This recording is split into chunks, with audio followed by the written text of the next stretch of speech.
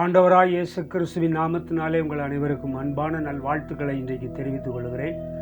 இன்றைய தியானத்திற்காக 1 பேதுரு நிருபத்திலே 4வது அதிகாரம் 12ஆம் வசனம், 13ஆம் வசனம், 14ஆம் வசனம் ஆகிய 3 வசனங்களை வாசித்து தியானிக்க தேவன் உதவி செய்வாராக. பிரியமானவர்களே, உங்களை சோதிக்கும்படி உங்கள் நடுவில் பற்றி எரிகிற அக்கினியை குறித்து ஏதோ புதுமை என்று திகையாமல், கிறிஸ்துவின் மகிமை வெளிப்படும் போது நீங்கள் களிகூர்ந்து மகிழும்படியாக அவருடைய பாடுகளுக்கு நீங்கள் பங்காளிகளானதால் சந்தோஷப்படுங்கள். நீங்கள் கிறிஸ்துவின் நாமத்து நிமித்தம் நிந்திக்கப்பட்டால் பாக்கியவான்கள். ஏனென்றால் தேவனுடைய ஆவியாகிய மகிமையுள்ள ஆவியானவர் உங்கள் மேல் தங்கியிருக்கிறார்.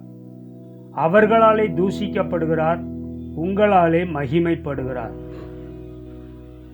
உங்களை சோதிக்கும்படி உங்கள் நடுவில் பற்றி எரிகிற அக்கினியை குறித்து ஏதோ புதுமை என்று திகையாமல், சோதிக்கும்படி, அதாவது நம்முடைய வாழ்விலே உங்கள் நடுவில் பற்றி எரிகிற அக்கினி என்று குறிப்பிடப்படுகிற விஷயம் பரிசுத்த ஆவியை குறித்து சொல்லப்பட்டிருக்கிறது.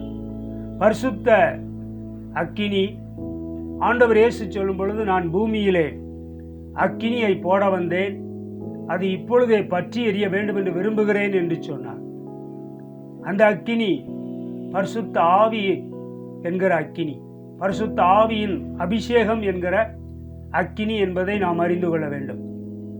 ஆகவே இந்த பரிசுத்த அக்கினி, பற்றி எரிந்து கொண்டிருக்கிற இந்த பரிசுத்த ஆவியின் அபிஷேகம் என்கிற அந்த அக்கினியை குறித்து ஏதோ புதுமை என்று நினைக்க வேண்டாம். அப்போஸ்தலர் நடவடிக்கைகளிலே முதலாக 120 சீஷர்கள் இந்த பரிசுத்த ஆவியின் அபிஷேகத்தை பெற்ற பொழுது அவருடைய தலையிலே அக்கினிமயமான நாவுகளாக காணப்பட்டது. அவர்கள் அந்நிய பாஷை பேசிக் கொண்டிருந்த பொழுது அன்றைக்கு அருகிலே வந்து பார்த்த ஜனங்கள், ஏதோ இவர்கள் குடித்து வெறித்து ஏதோ பேசுகிறார்கள், உளறுகிறார்கள் என்றெல்லாம் அவர்கள் நினைத்தார்கள் என்று வேதத்தில் சொல்லப்பட்டிருக்கிறது. அதை குறித்து பேதுரு அதை தெளிவுபடுத்தி பிரசங்கம் செய்ததாய் நாம் பார்க்கிறோம். ஆகவே நமக்குள் பற்றி எரிந்து கொண்டிருக்கிற இந்த அக்கினி, தேவன் அவர் பற்றிக்கிற அக்கினியாய் இருக்கிறார் என்று வேதம் சொல்லுகிறது. இப்படி இருக்கும் பொழுது இந்த பரிசுத்த ஆவி என்கிற அபிஷேகம், யோவான் ஸ்நானகன் இயேசுவை பற்றி சொல்லும் பொழுது அவர் பரிசுத்த ஆவியினாலும் அக்கினியினாலும் உங்களுக்கு ஞானஸ்நானம் கொடுப்பார் என்று சொன்னார். நான் உங்களுக்கு தண்ணீரிலே ஜலத்தினாலே ஞானஸ்நானம் கொடுக்கிறேன். இயேசு கிறிஸ்து பரிசுத்த ஆவியினாலும் அக்கினியினாலும் ஞானஸ்நானம் கொடுப்பார் என்று சொன்னார். ஆகையினாலே இந்த பரிசுத்த ஆவி என்ற அபிஷேகம் அது அக்கினியாய் நமக்குள்ளே எரிந்து கொண்டிருக்கிறது. அதனாலதான் ஆவியிலே அனலாய் இருங்கள் என்று பவுல் எழுதுகிறதை பார்க்கிறோம்.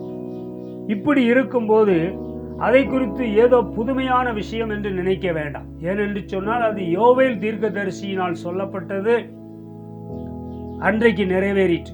இயேசு கிறிஸ்து பரலோகத்துக்கு எடுத்துக்கொள்ளப்பட்ட பிற்பாடு 10 நாட்கள் கழித்த அபிஷேகத்தை அந்த சீஷர்கள் பெற்றுக்கொண்டார்கள். அதை நாம் அறிந்திருக்கிறோம். இப்போ அந்த அபிஷேகம் இன்றைக்கு வரைக்கும் அது ஊற்றப்பட்டு கொண்டே இருக்கிறது.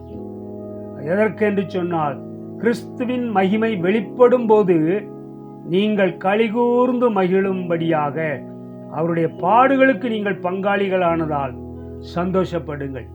இயேசு கிறிஸ்து தான் சொல்லிய வார்த்தையின்படியே மறுபடியும் திரும்ப வருவார். அப்படி வரும்போது, அவர் மகிமையிலே வெளிப்படும் போது நாம் எல்லாம் என்ன செய்வோம்? அவரை பார்க்கும் பொழுது சந்தோஷப்படும், களிகூர்ந்து மகிழுவோம், களிகூர்ந்து மகிழுவோம். அது காரணம் என்ன? அவருடைய பாடுகளுக்கு நாம் பங்காளிகளாய் இருக்கிறபடினாலே சந்தோஷப்படுங்கள். இயேசு கிறிஸ்துவை ஏற்றுக்கொண்டது நிமித்தம் உங்களுக்கு வருகிற பாடுகளை குறித்து நீங்கள் கவலைப்பட வேண்டாம். மத்தேயிலே அவர் சொல்லும் பொழுது, என் நிமித்தம் உங்களை நிந்தித்து துன்பப்படுத்தி உங்கள் பேரில் பொய்யாய் பல மொழிகளை சொல்வார்களானால் நீங்கள் களிகூறுங்கள், பரலோகத்திலே உங்களுக்கு பலன் மிகுதியாய் இருக்கும் என்று சொன்னார். பாடுகளுக்கு பங்காளிகளாய் இருக்கிறோம். அவருக்கு பரலோகத்தில் என்ன கிடைத்ததோ அதுல நமக்கு பங்கு கிடைப்பது போல பூமியிலே அவர் நிமித்தம் பாடுகளை அனுபவிக்கவும் நமக்கு சொல்லப்பட்டுள்ளது. அந்த வார்த்தையின்படியே நாம் அதற்கு பங்காளிகளாய் இருக்கிறோம். இப்படி இருக்கிறபடினாலே அந்த மகிமையுள்ள ஆவியானவர் உங்கள் மேல் தங்கி இருக்கிறார். மற்ற ஜனங்களாலே தூஷிக்கப்படுகிறார். அவரை அறியாத ஜனங்கள் பரிசுத்த ஆவியின் அபிஷேகத்தை குறித்து தூஷிக்கிறார்கள். ஆனால் உங்களாலே மகிமைப்படுகிறார். கர்த்தருடைய பிள்ளைகள், அபிஷேகத்தை பெற்றுக்கொண்ட பிள்ளைகள் மூலமாய் பிதாவாகிய தேவன் மகிமைப்படுகிறார் என்பதிலே எந்த சந்தேகமும் கிடையாது. ஆகையினாலே இந்த வார்த்தையின்படியே அபிஷேகத்தை பெற்றுக்கொண்டவர்கள் கர்த்தருக்கு ஸ்தோத்திரம்.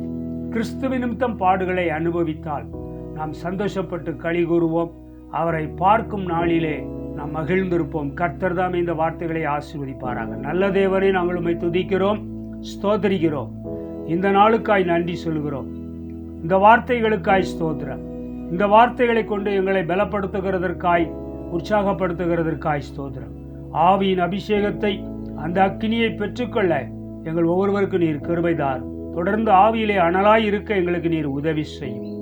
எங்களை வழிநடத்தும், பலப்படுத்தும். வார்த்தையை கேட்ட பிள்ளைகள் எல்லாரையும் ஆசீர்வதிப்பீரா. இயேசு கிறிஸ்துவின் நாமத்திலே வேண்டிக் கொள்கிறோம் ஜீவனுள்ள பிதாவே. ஆமேன், ஆமேன்.